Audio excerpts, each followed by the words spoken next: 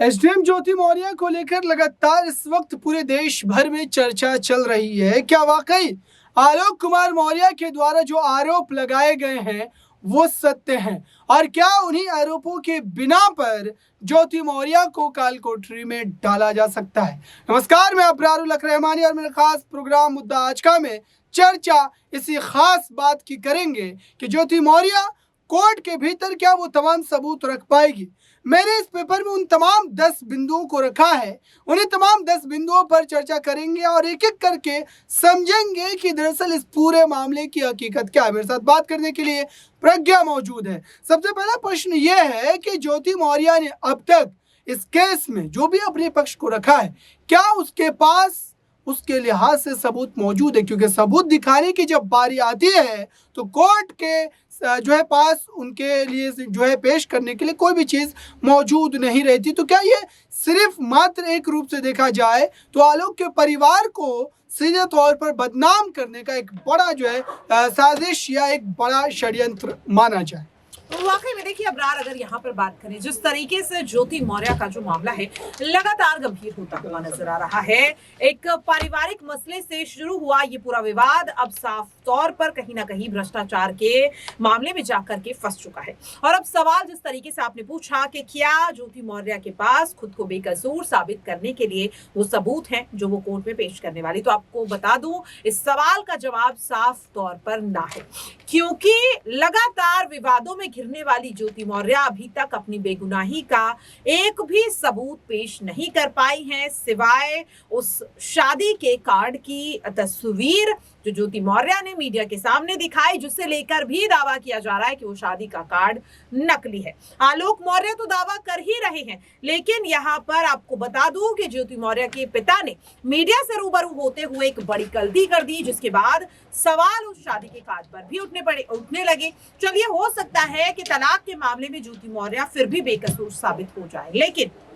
भ्रष्टाचार का जो मामला है जिसमें अब उन पर आरोप लग रहे हैं, क्या इसमें एक मामला ये है, क्या जानबूझ करके एक महिला होने के नाते, एक परिवार की बहू होने के नाते जो है ज्योति मौर्य को टारगेट किया जा रहा है? और लोग तरह तरह की बातें, ये तमाम 3-4 बिंदु एक साथ में पूछ लेता हूं। दरअसल ज्योति मौर्य को लेकर के ये कहा जा रहा है कि वो बहू है उस परिवार की। आलोक कुमार मौर्य ने जो है शादी होने के बावजूद भी उसको पढ़ाने का ठाना और उन जो है पढ़ने की इजाज़त दी, तभी जाकर के वो एसडीएम बन पाई। इस तरीके से क्या आप एक जो एक तरीके नैरेटिव बना करके जो है महिला होने के नाते ज्योति मौर्य को अगर टारगेट कर रहे हैं, तो क्या ये सही बात है? क्या ये टारगेट किया जाना जो कई लोग कर रहे हैं, क्या इस पर आपकी क्या राय है? देखिए, यहाँ पर अगर मैं बात करूं, अगर आप एक महिला के तौर पर मुझसे पूछेंगे तो बिल्कुल मैं इसके बिल्कुल खिलाफ हूँ, क्योंकि देखिए चाहे ज्योति मौर्य का एक्स्ट्रा मैरिटल अफेयर रहा हो, तमाम चीजें रही हो, लेकिन नारी के सम्मान की अगर बात आएगी तो जाहिर सी बात है ये पूरी तरह से गलत है। और कई वो लोग जो ज्योति मौर्य का के खिलाफ बयान देते हुए नजर आए, लेकिन सोशल मीडिया पर जिस तरीके से ज्योति मौर्य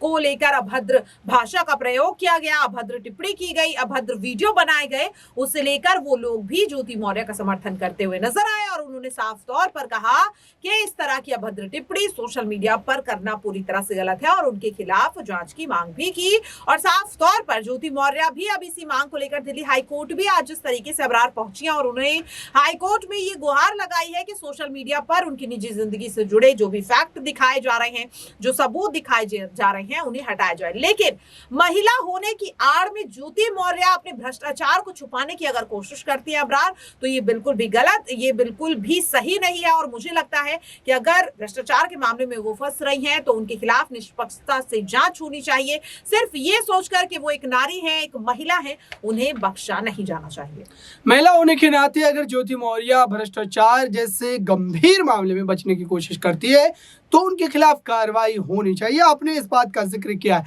लेकिन सवाल यह है कि अब तक जिस ढंग से जो है शुभ्रा मौर्य का जो इस्तेमाल करने की बात लगातार हम सुन रहे हैं, कई लोग ये कह रहे हैं, जो राजनीतिक विश्लेषक हैं, जो इस तरीके के मामलों की जानकार हैं, उनका साफ तौर पर ये मानना है कि ज्योति मौर्य ने अपने पद का दुरुपयोग करके या फिर आप कहें कि अपने पावर का इस्तेमाल करके शुभ्रा मौर्य को मजबूर किया एफआईआर करने के लिए। इस बात में कितनी सच्चाई हो सकती है? या ये भी तो हो सकता है कि एक महिला ने अगर अपने परिवार के खिलाफ जाने की हिम्मत जुटाई पहले ज्योति मौर्य और फिर उसके बाद और तमाम महिलाएं निकल करके आई एक के बाद एक। जिस तरीके से शुभ्रा मौर्य ने FIR दर्ज करवाया, तो इसको इस ढंग से क्यों नहीं लिया जा सकता? वाकई में देखिए, यहाँ पर मुझे लगता है कि अगर शुभ्रा मौर्य ये बयान दे रही हैं, अगर वो आरोप लगा रही हैं, तो जाहिर सी बात है कि उनके आरोपों को सुनना चाहिए। लेकिन जो ये दावा कर रही हैं लोग कि ज्योति मौर्य ने अपने पद का, अपने पावर का इस्तेमाल कर कहीं ना कहीं शुभ्रा मौर्य से झूठा बयान दिलवाया, तो देखिए उसकी सबसे बड़ी वजह ये है कि ज्योति मौर्य ने दहेज उत्पीड़न और यहाँ पर जिस तरीके से कहीं ना कहीं फिजिकल असॉल्ट, ऐसे तमाम आरोप ज्योति मौर्य ने अपने पति पर लगाए, और बिल्कुल हूबहू या यूं कहे कि बिल्कुल मिलता जुलता जो बयान है वैसा ही शुभ्रा मौर्य का भी सामने आया। उन्होंने भी मीडिया से रूबरू होते हुए साफ तौर पर यही तमाम आरोप अपने पति पर लगाए, ससुराल पक्ष पर लगाए, और इसी के चलते अबरार ज्योति मौर्य के साथ साथ शुभ्रा मौर्य भी विवाद में फंस गई। और लोग यहाँ पर यानी कि जो समर्थक है, आप ये देखिए कि ये जो पूरा विवाद है अब इसे लेकर दो कम्युनिटी बन गई है। एक ज्योति मौर्य का समर्थन करती है और दूसरी आलोक मौर्य का। तो जो यहाँ पर कम्युनिटी आलोक मौर्य का समर्थन कर रही है, वो लोग यहाँ पर दावा कर रहे हैं कि ज्योति मौर्य ने जानबूझकर शुभ्रा मौर्य को या तो डरा धमका कर या फिर अपनी पावर का इस्तेमाल करके या फिर उन्हें मैनिपुलेट करके उनसे ये बयान दिलवाया है। लेकिन देखिए सच्चाई क्या है वो तो कहीं ना कहीं जांच के बाद पता चल जाएगी। FIR दर्ज हो चुकी है और पुलिस लगातार इस मामले में छानबीन कर रही है। देखना होगा जांच में आखिरकार क्या निकलता है। दो खास बिंदु हैं जिन पर हम आखिर में चर्चा करेंगे। दो गंभीर सवाल हैं, बड़े सवाल हैं, जिनको लेकर के कहीं ना कहीं ज्योति मौर्य और आलोक कुमार मौर्य के बीच चल रहे इस जो है तनाव को, इस विवाद को जो है आप बेहतर ढंग से समझ सकते हैं। दरअसल अब तक जो कोर्ट का जो प्रोसीजर हुआ है, कोर्ट के भीतर जो तमाम बातें रखी गई है, उस लिहाज से अगर देखा जाए तो आलोक कुमार मौर्य का फिलहाल जो पक्ष है वो मजबूत जरूर नजर आता है। लेकिन क्या अब आने वाले समय में आलोक कुमार मौर्य के खिलाफ भी कार्रवाई के आदेश दिए जा सकते हैं? क्योंकि जिस ढंग से जो है उन्होंने प्राइवेसी का हनन किया है, जो व्हाट्सएप चैट्स को लीक किया गया है, इस मामले को आप कैसे देख रहे हैं? क्या वाकई कोर्ट इस पर कोई कार्रवाई कर सकता है? देखिए बिल्कुल यहाँ पर मुझे लगता है कि अगर जिस तरीके से मैंने पहले भी कहा कि आलोक मौर्य ने जिस तरीके से अपनी पत्नी की एक निजी जिंदगी को कहीं ना कहीं सोशल मीडिया पर एंटरटेनमेंट का जरिया बना दिया। आज ज्योति मौर्य और मनीष दुबे के बीच की व्हाट्सएप चैट जो है उस पर लोग प्रतिक्रिया दे रहे हैं। ये यूं कहे प्रतिक्रिया दे रहे हैं या सीधे सीधे ज्योति मौर्य का कैरेक्टर असैसिनेशन कर रहे हैं, जो पूरी तरह से गलत है। दूसरी चीज, प्राइवेट फोटोज को, प्राइवेट चैट्स को, कॉल रिकॉर्डिंग्स को, अगर वाकई में ज्योति मौर्य दोषी हैं, उनकी किसी बात से आलोक नाराज थे, तो उन्हें ये सारे सबूत जांच कमेटी को देने चाहिए थे, ना कि यूं इस तरह से मीडिया में लीक करना चाहिए था। क्योंकि ज्योति मौर्य की निजी जिंदगी का मजाक तो कहीं ना कहीं आलोक ने बनाया ही, लेकिन यहाँ पर मजाक उनकी खुद की भी निजी जिंदगी का बन चुका है। क्योंकि अब आलोक मौर्य भी विवाद में घिरते हुए नजर आ रहे हैं। यह भी दावा किया जा रहा है कि आलोक ने जो भ्रष्टाचार का आरोप ज्योति मौर्य पे लगाया है वो इसलिए नहीं है क्योंकि ज्योति मौर्य वाकई में भ्रष्टाचार कर रही थी, बल्कि ये आरोप इसलिए आलोक ने लगाए हैं क्योंकि ज्योति मौर्य ने उन्हें धोखा दिया, वो उन्हें छोड़कर मनीष दुबे के पास चले गए। क्योंकि अगर देखिए अबरार, अगर वाकई में ज्योति मौर्य के भ्रष्टाचार का भंडाफोड़ यहाँ पर आलोक करना चाहते थे, वो चाहते थे कि देश के साथ इस तरीके की जो गद्दारी यहाँ पर, या यूं कहे कि अपने पद के साथ जो धोखाधड़ी यहाँ पर ज्योति मौर्य ने की है,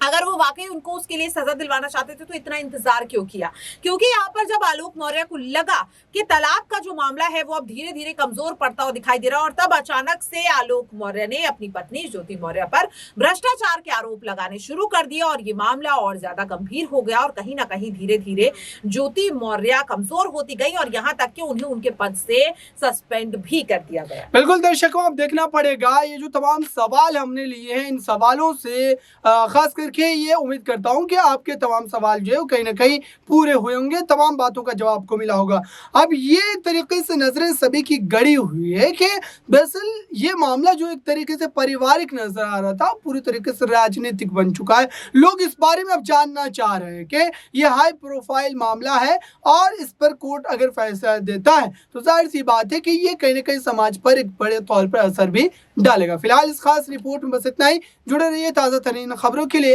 नेक्स्ट 9 न्यूज़ के साथ।